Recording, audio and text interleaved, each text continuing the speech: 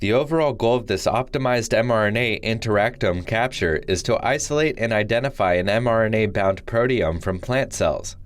This method is applied to Arabidopsis thaliana leaf mesophyll protoplasts, a cell type used as a versatile tool in various cellular assays.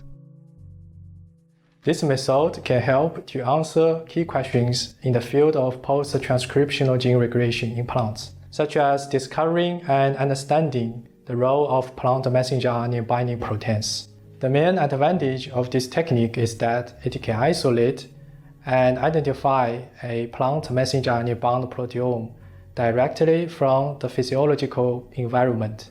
Though this method can provide insight into the messenger RNA-bound protein from Arabidopsis leaf mesophyll protoplast, it also can be applied to other systems like other plants' protoplasts or tissues. We first had the idea for this method when we noticed that it had been applied successfully to yeast and mammalian cell lines.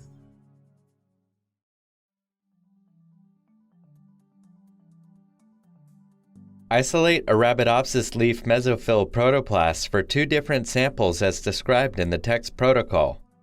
Keep the control sample that will not be UV cross-linked or non-CL sample on ice.